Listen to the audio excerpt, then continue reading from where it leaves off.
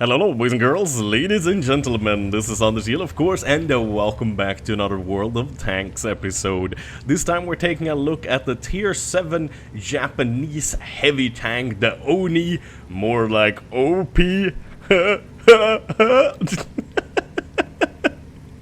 Oh, I'm so bad. I'm so bad. I'm sorry, guys. I'm so sorry.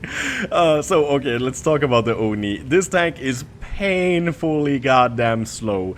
The thing you have to remember if you play this tank line and you play this tank is to do whatever it takes to try to figure out where the enemy is going. Because if you go to the wrong side of the map in this slow son of a bitch, you won't be able to affect the battle whatsoever, and you will end up getting surrounded by medium tanks and heavy tanks in the end all alone, because this thing is so damn slow. 25 kilometers an hour top speed. Even downhill you won't really go any quicker, and uphill you will see in a couple of minutes or a couple of seconds is even slower.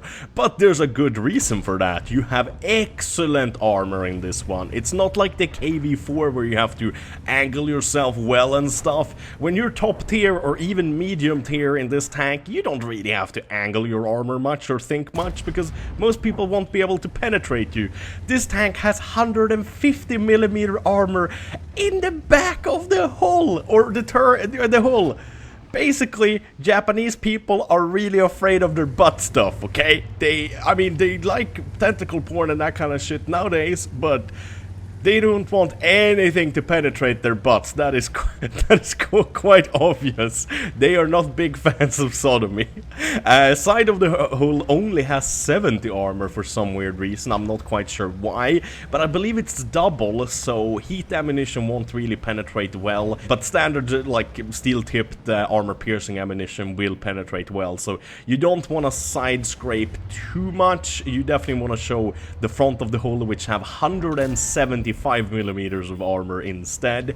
The turret has 200mm of armor, the sides have 150, and the back has 100. So the turret is very well armored as well. On top of that, the Oni with the top tier gun, the 10mm, has 330 alpha damage, 10-second reload time only, pretty good accuracy, 190 penetration with the standard ammunition, and that is enough. As you can see, I only load 6 gold rounds because you really don't need anything else in this one. Even if you go against like tier 9s, you can usually do pretty good with 190 pen. That's enough, and you just have great DPS. Look at this, we're already up to 1700 damage and 1 kill.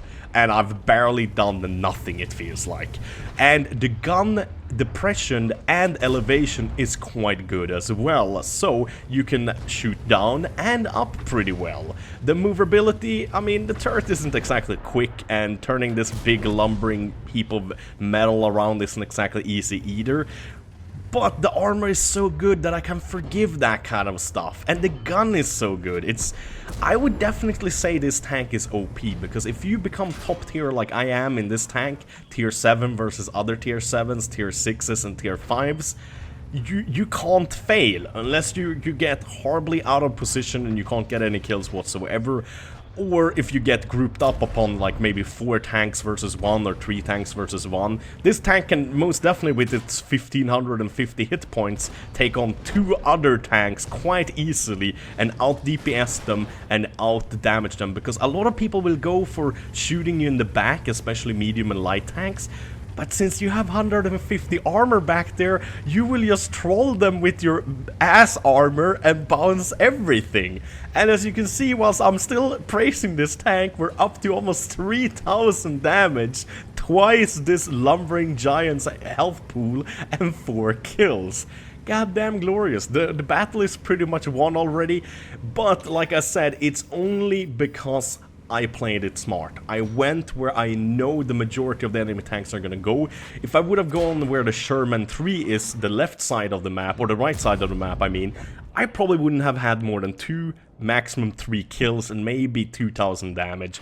Now we're already up over 3000 damage and just wrecking people. The E25, I don't really know how he penned me there. That might have been because my armor is like weirdly angled, because there's kind of notches in the front armor which slopes.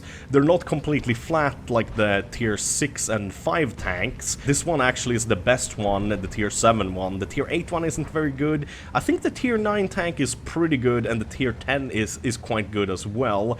But this is kind of the top of the line or whatever. This tank line, the tier 7 one is most definitely one of the best ones. I guess the tier 5 one is pretty good too, just because it has such good penetration, such good alpha damage and DPS for a tier 5 tank, but the armor isn't that great on that one, and the armor is kind of good on the tier 6 one, but it's not as good as the Uni. So yeah, I don't know what to say, but we're going for the 5th kill. Fuck yeah, 3200 damage. Not bad, not bad. We take a hit from the artillery. The artillery is dumb enough to actually keep on standing there and reloading, and the gun is accurate. I mean, this is kind of like a Russian gun. I see the Japanese tanks kind of like Russian tanks. They're heavily armored and they have kind of weird guns, but they're still better than the Russian guns. So, I mean, 6 kills and 3,500 damage. I like it. I like it. Not bad. Not bad at all. So, this match is pretty much over. I've just barely managed to move all the way into their spawn. We just have that T-34-85, which was clever enough to run away. We have him spotted. He spotted me as well. Can one of the friendlies take him out? Come on, guys. You can do it. You can do it! Come on! Yes, there we go. I would have liked to kill him myself, but really the other tanks would have gotten him. We got a mastery badge, we got a fire for effect, we got a shell proof, we got a duelist, we got a hand of God, we got a bruiser, we got a steel wall, of course, we got a top gun, and we got a high caliber. I was about to say Confederate. 3,513 damage, 6 kills. We got 2,290 damage blocked by the armor, and 1,029 damage caused to our assistants. That is good stuff. As always, thank you guys so very much for watching. Have a wonderful day. Bye bye.